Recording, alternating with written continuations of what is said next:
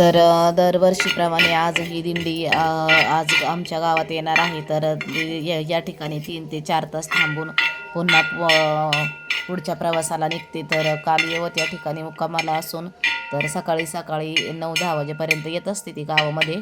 तर त्यासाठीच आताच आवरावर चाललेली आहे माझी. तर या ठिकाणी सुकी टमाट्याची चटणी बनवलेली आहे आणि बाजरीच्या भाकरी बनवलेल्या आहेत 2-3. तर त्यांचं जेवण वगैरे झालं आणि ते कामाला गेले आणि मी पटपट आवरून घेते. तर पालखीमध्ये भरपूर सारी गर्दी असते आणि जेवढं होईल तेवढं मला थोडंसं दाखवण्याचा प्रयत्न करते, कारण गर्दी भरपूर असते आणि त्यामुळे व्हिडिओ अजिबात शूट करता येत नाही. पण जेवढा होईल तेवढा थोडासा का होईना मी तुमच्याशी शेअर करणार आहे. तर नक्की व्हिडिओ शेवटपर्यंत बघा. आता मी या ठिकाणी आवरून बसलेली आहे खाली आणि शेजारच्या थोड्याशा बायका येत आहेत आणि आमची जाऊ आलेली आहे. तर आम्ही तिघी चौघी अशा जाणार आहोत दर्शनासाठी. तर गेल्या वर्षी माझ्यासोबत काय घडलं होतं ते मी तुम्हाला नक्कीच पुढे व्हिडिओमध्ये सांगणार आहे. तर त्यासाठी व्हिडिओ शेवटपर्यंत बघा आणि चॅनलवर नवीन असाल तर चॅनलला सबस्क्राईब करा. तर बघू शकता पालखी तिकडे विठ्ठल रुक्मिणीच्या मंदिरामध्ये ठेवलेली आहे दर्शनासाठी. तिकडचं दर्शन घेऊन आम्ही इकडे आलो होतो या ठिकाणी. तर या ठिकाणी थोड्या वेळ बसलो, कारण त्या ठिकाणी त्यांचे विठ्ठल रुक्मिणीचं मंदिर आहे ना, त्या मंदिरामध्ये पाय ठेवायला सुद्धा जागा नाही. एवढी गर्दी, फक्त डोकंच टेकून देतात का लगे हाताने ओढून बाजूला काढतात. तिथे पोलीस लोक आहेत, डोकंसुद्धा टेकून देत नाही त्या ठिकाणी व्यवस्थित. पालखीचं दर्शनसुद्धा घेऊन देत नाही, भरपूर गर्दी असते. आता या ठिकाणी बघा इकडे दुसरं मंदिर आहे, तर तिकडे मी आलेली आहे. तिकडे सुद्धा आम्ही दर्शन घेतो आणि पूर्ण गावामध्ये पिठलं भाकरीचं जेवण बनवलेलं असतं. तर ह्या ज्या मंदिरामध्ये आम्ही बसलेलो आहोत ना, त्याच मंदिराच्या बाहेर बघा इकडे पूर्ण गर्दी आहे आणि इकडे जेवण चालू आहेत लोकांचे. तर ते काही मी शूट केलं नाही थोडंसं, कारण गर्दी एवढी असते ती मोबाईलसुद्धा हातातून हिसकून घेऊन पळून जातात लोक.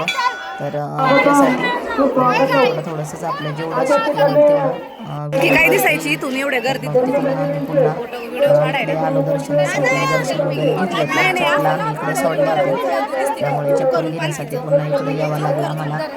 तर हे बघा इथे मंदिर आहे ते, आणि तुम्ही बघू शकता इथे किती गर्दी आहे. आणि ह्या मंदिरामध्येच पालखी ठेवलेली असते आतमध्ये. हे बघा इथे पालखी आहे.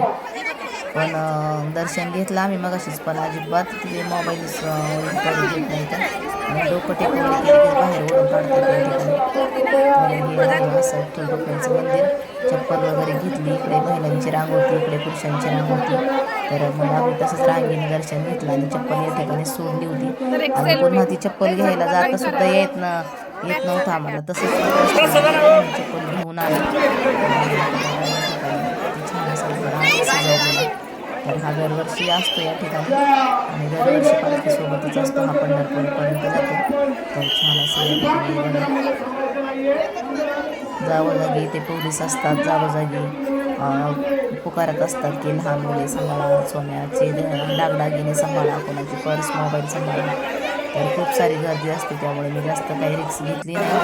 कारण माझ्यासोबत एक अशी घटना घडलेली आहे की झालेलं आहे ते माझ्यासोबत. जास्त यात्रेमध्ये पण आईच्या महालक्ष्मीला मला 2 साड्या ज्वेलरी मला घ्यायला सांगितली आई. तुझ्या कुंडे म्हणली मला हे बघ बरं गळ्यातलं विचारून. छान वाटतं पॅन्डल, पण ते वरती त्याला प्लेन पाहिजे होतं, छान वाटलं असतं अजून.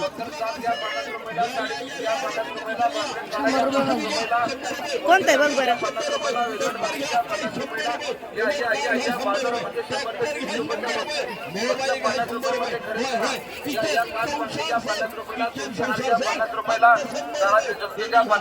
मिनी घंटा घ्या ₹50, पर्स घ्या ₹50, हार घ्या ₹50.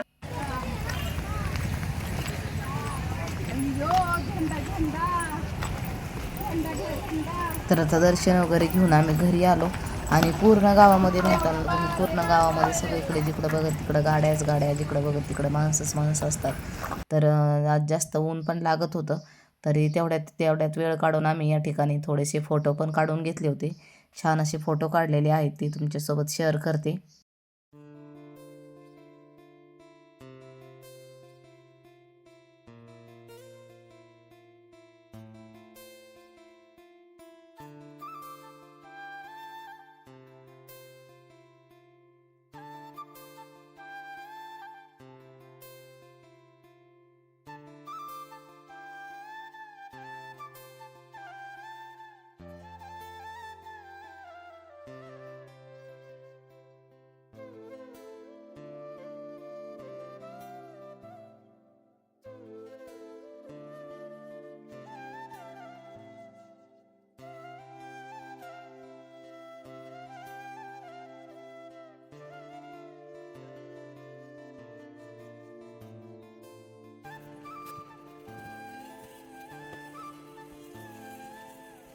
त्यानंतर मी घरी आले आणि कपड्यांच्या घड्या मारत होते. बघा हे 2 दिवसाचे कपडे आहेत. काल मी कपडे धुतले होते, पण कपडे धुतले आणि ते मला वाळायच्या नंतर काढायच्या लक्षातच नाही राहिलं. आणि संध्याकाळी आमची पाण्याची टाकी भरली आणि जो पाण्याची टाकी भरल्याच्या नंतर बाहेर जे पाणी पडतं ना, त्या पाण्याने बघा हे सगळे कपडे भिजून गेले. पुन्हा तर डबल वाळवले. तर हे आहेत 2 दिवसाचे कपडे. तर म्हटलं चला आता थोडेसे कपडे पटकन घड्या मारून घेऊ आणि झाडझूड करून घेऊ. मला खाली दुकानात जायचं आहे. तर दुपारचे आता 3-3:30 वाजलेले आहेत. पालखीला वाटं लावलं. तर मी एकदा चौफुल्यापर्यंत गेले होते पालखीसोबत. त्यानंतर त्यावेळेस भरपूर सारा पाऊस होता, त्याच्यामुळे मी 15 दिवस आजारी पडले होते. मग तेव्हापासून मी पालखीला अजिबात जात नाही. आणि यावर्षी तर पालखी कोरडीच गेली, कारण दरवर्षी तरी पालखीला पाऊस पडत असतो, पण ह्या वर्षी पालखी कोरडीच गेलेली आहे. आता म्हणतात 20 जुलैपासून पाऊस पडणार आहे, तर पाऊस पडला पाहिजे. आणि मग पालखी गेल्यावर कसं दुपारच्या नंतर अजिबात करमत नाही तिकडून आल्यावर. आणि मग नंतर थोडासा आराम केला. आणि गावामध्ये भरपूर सारी गर्दी असते. आणि पालखीमध्ये मी काय काय घेतलेलं आहे ते मी तुम्हाला पुढच्या व्हिडिओमध्ये शेअर करणार आहे.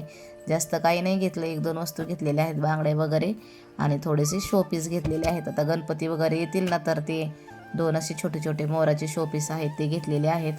आणि या ठिकाणी सर्व कपड्यांच्या घड्याबिड्या आवरल्या. बेड चांगला स्वच्छ झटकून हे करून घेतला, स्वच्छ आवरून घेतला. आणि थोडीशी भांडी होती ती पण आता घासून घेते किचनवर. आता जवळजवळ 4 वाजलेले आहेत बघा साफसफाई करता करता. आणि हे घरातलं सगळं बेड आवरून घेतला. तर गेल्या वर्षी काय झालं होतं ना, तर गेल्या वर्षी माझं गळ्यातलं चोरून नेलं होतं. ते जे आपलं गंठण असतं गळ्यातलं मंगळसूत्र आणि ज्या पळ्या असतात ना, ते वरती मणी असतात. तर माझ्या गळ्यात वरती 45 मणी आणि 2 असे हे होते, शिंपले होते. तर त्यातला एक शिंपला डायरेक्ट असा गळ्यातून तोडून नेला होता. तर तेव्हापासून मी जास्त गर्दीत पण शिरत नाही. आणि पटकन दर्शन घेतलं का पटकन घरी निघून येते. कारण प्रत्येक वेळेस पालखीमध्ये कोणाचे मोबाईल चोरी जातात, कोणाचं गळ्यातलं चोरी जातं, कोणाच्या लहान मुलांच्या कानातलं चोरी जातं, कोणाचं गळ्यातलं.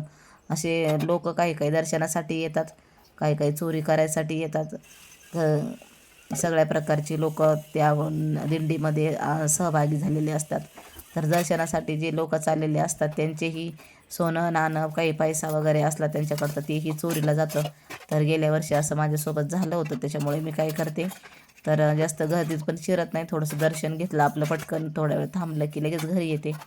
मग घरी आले, थोडासा आराम केला आणि भांडे वगैरे घासून घेतले. मला दुकानात जायचं होतं, खाली 4 वाजत आलेले होते. मग दुकानात जाऊन बसायचं वेळ झाली, त्याच्यामुळे थोडेसे भांडे पटकन घासून घेतली.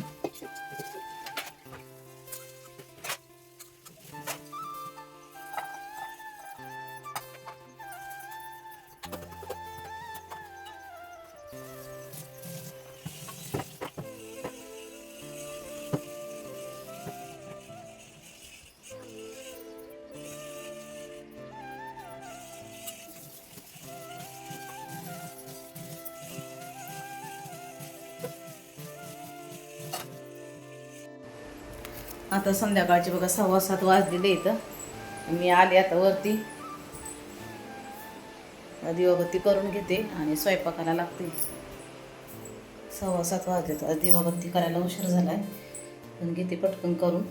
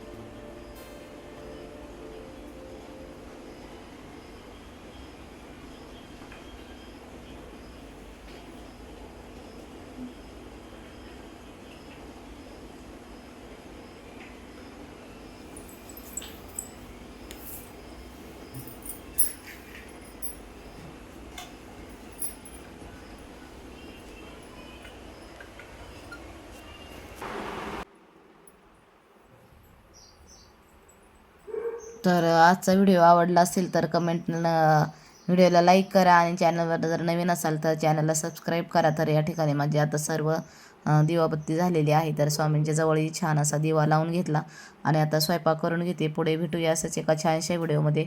तोपर्यंत व्हिडिओ बघितल्याबद्दल धन्यवाद आणि प्लीज चॅनलला सबस्क्राईब करा. व्हिडिओ आवडत असेल तर प्लीज व्हिडिओला लाईक करा. तुमच्या सपोर्टची चॅनलला खूप गरज आहे. आपला चॅनल नवीन आहे तर पटकन चॅनल ग्रो होण्याची खूप गरज आहे. तर त्यासाठी प्लीज चॅनलवर नवीन असाल तर चॅनलला सबस्क्राईब करा आणि जर व्हिडिओ आवडत असतील तर प्लीज व्हिडिओला लाईक करा.